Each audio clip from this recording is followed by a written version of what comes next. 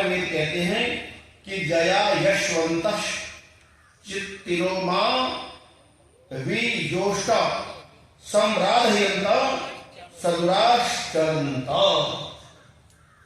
ये वेद का मंत्र ये कहता है कि हम सबसे पहले कहते जो बड़े लोग हैं ना उनका आदर करें।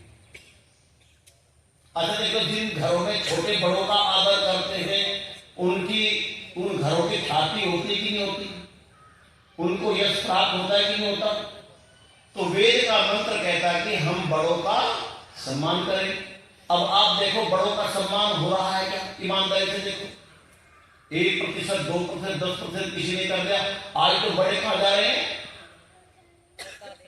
एक वोल्ट जो बने ना ओल्ड सेंटर, बोले ये भाई कहां गए बड़े? वृद्धाश्रम में चले गए, अनाथ आश्रम में चले गए। क्यों गए? क्योंकि उनका कोई करने वाला नहीं और उन्होंने भी अपना मन वही सेट कर दिया। तो हम बड़ों का आदर करें, ये भगवान वेद कहता है। लेकिन हमने वेद को पढ़ना छोड़ दिया और बड़ों का सम्मान करना भी छोड़ दिया। तो सुख कहां से आएगा फिर भाई? कहां से सुख आएगा? आशीर्वाद कहां से आएगा? बड़ों का सम्मान करोगे तो आपको क्या मिलेगा? आशीर्वाद। लोग सोचते हैं अब तो बूढ़ा हो गया भाई, अब किस काम का? संपत्ति भी बचत तेरे नाम हो गई या तुमको मिल गई, अब किस काम का? आप जानते हो ये सारी संपत्ति यही रह जाएगी। जब आप उनका सम्मान करते हैं तो उनके आत्मा व अंतःकरण से एक विचार आपके लिए निकलता है जिसको आशीर्वाद कहते हैं। और कई लोग तो, कई देव पुरुष हमारे घर के अंदर अपने बच्चों को आशीर्वाद ही नहीं वरन वरदान प्रदान करते हैं जो कभी खाली नहीं जाता। इसने मांगे थे 3 वरदान। कैकेयी की चर्चा करा जब कैकेयी राजा दशरथ युद्ध से लौट रहे थे तो कैकेयी उनके साथ में दिया। जैसे ही समुद्र था ना उसी प्रकार से कुछ जल का मार्ग पड़ता था। उस जल के मार्ग पर कैकेयी ने ये वरदान मांग लिए थे। किससे? दशरथ से, जो कहते हैं राम के लिए वनवास की बात थी, यानी कि निर्माण दुष्टता का। पर वो वरदान कभी खाली नहीं जाता। तो इसीलिए हमें बड़ों को क्या देना चाहिए? सम्मान। यदि हम सम्मान नहीं देंगे तो क्या होगा? हमारा अपमान होगा। और भगवान से प्रार्थना करें, प्रभु मेरे जीवन में कभी मान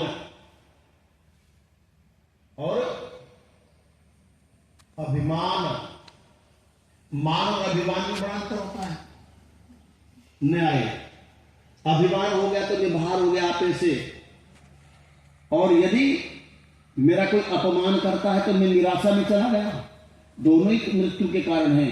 इसीलिए व्यक्ति को जिसका सम्मान हो रहा है वह भी सम्मान करते, जो सम्मान कर रहा है, जिसका सम्मान हो रहा है उनके लिए भी ये नियम है कि सम्मान करते समय उसे अभिमान न आए। कहीं उसके मन में ये बात ना आ जाए देशपाल जी मैं हूं।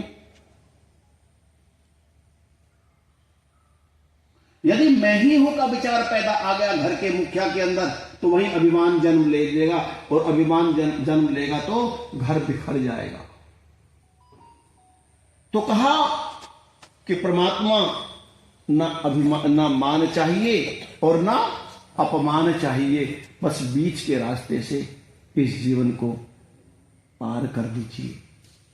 तो ये नियम होना चाहिए। हम बड़ों का क्या करें? हम बड़ों का सम्मान करें, उनको मान दें। और फिर कहा चित्तिनः, उत्तम चित्त वाले हों। आप ऐसे समझे, उत्तम मन वाले हों। हमारा मन कैसा हो? अच्छी विचारधारा वाला मन हो। अगर मन के अंदर कोई पाप आए तो उसको कहो परोपे ही मनस पाप, मेरे मन के पाप दूर चला जा। ये मेरा पिता है, ये मेरा दादा है भाई, ये मेरी बड़ी बहन है, ये मेरी बड़ी भाभी है। आता नहीं मन के अंदर कुछ? जब बच्चे जवान हो जाते हैं, परिवार बढ़ जाता है, टुकड़ों में बंटने लगते हैं, विचारधाराएं बिखरने लगती है। तब ये विचार आए तो अपने मन से कहो परों पे ही मनस्ताप, ओ मेरे मन के पाप तो दूर चला जा, तू मेरा है, तू मेरा है, मैं तेरा नहीं हूं, तू मेरा है सेवक और मैं तेरा हूं स्वामी। इसीलिए जो मैं कह रहा हूं तू उसे मान। लेकिन हम करते क्या है, वो सेवक जो मन है आपका, वो आपके ऊपर शासन करना प्रारंभ कर देता है, तो सब मर्यादाएं भंग हो जाती है। कब मर्यादाएं भंग होती है? जब सेवक स्वामी बने। स्वामी तो आत्मदेव था, चेतना थी, और आपने आत्मा की बात को स्वीकार कर दिया नहीं, मन की बात को स्वीकार कर दिया, और धीरे धीरे धीरे धीरे मन ने आपके ऊपर शासन करना प्रारंभ कर दिया, मन ने प्रारंभ कर दिया, और आपकी आत्मा का बल नष्ट हो गया। तो जब आपके मन के अंदर कभी ये भाव आए, तो आप कहे परों पे ही मनस्ताप, मेरे मन के दुष्ट ऐसे पाप पराव पे ही दूर चला जा, जंगलों में चला जा, वृक्षों में चला जा। मेरा मन तो बड़ों की सेवा में है भाई, गौ की सेवा में मेरा मन है, मेरे तो मन निर्माण में है, मेरा मन तो सृजनात्मक है, मेरा मन तो निर्माणात्मक है, विनाशात्मक नहीं है। ये अपने मन से कहना सीख लो, टोक दो उसको। अगर कोई गड़बड़ करने जा रहा है ना, पहले गली मोहल्ले में कोई टोक देता था तो ठीक हो जाता था, अब तो टोकने वाले को कहते देख रहे हैं लेकिन कहते नहीं। तो भगवान वेद कहते हैं यहाँ पर कि हे परम, हम कैसे हो? उत्तम मन वाले हों। मनेयु मनुष्याणाम, एक बात बताऊं आपको, मनेयु मनुष्याणाम कारणम बंध मोक्षयो। ये मनुष्य का मन ही आपके जीवन में बंधन का कारण है, दुख का कारण है। और आज बाद में कहा ना, यही मन आपकी मुक्ति का, मोक्ष का, आनंद का, स्वतंत्रता का कारण है। ऐसे कैसे हो सकता है जी? अपने मन के लिए दोनों बोलते। कहते विषयासक्तम, यदि मन विषयासक्त हो गया तो बंधन का कारण है, और यदि मन विषयों से विमुक्त हो गया तो मुक्ति का कारण है। दोनों लड्डू आपके हाथ में है।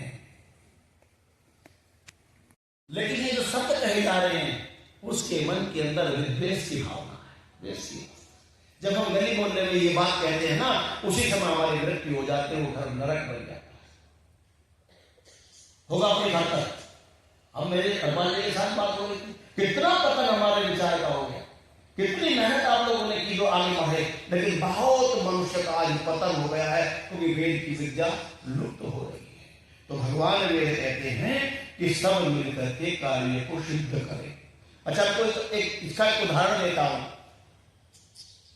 हम कोई काम करना चाहते हैं और 3-4 भाई परिवार के हैं, सारे सलाह कर लेते हैं ये काम करेंगे, और उस काम करने के बाद उस काम में हानि हो जाए, उस काम में नुकसान हो जाए, तो मैं समझता हूं जब सबकी सलाह से हुआ था तो लड़ाई नहीं हो।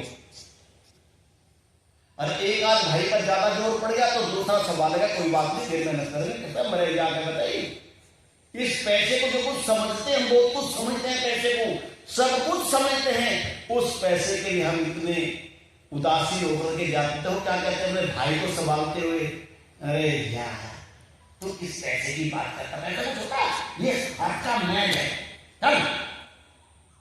पैसे क्या बताते हैं जब सब मिलकर के काम करते हैं, और न मिलकर के काम करने पर वही व्यक्ति उस काम को अलग अलग करता है, तो पैसे को हाथ का मैल नहीं बताता। कहता तेरा काम अलग, तो मानते ही तेरा काम अलग और मेरा काम अलग, आज से हमारा तुम्हारी जो ये साझेदारी थी ये खत्म, घर में दीवार खिंच जाती है।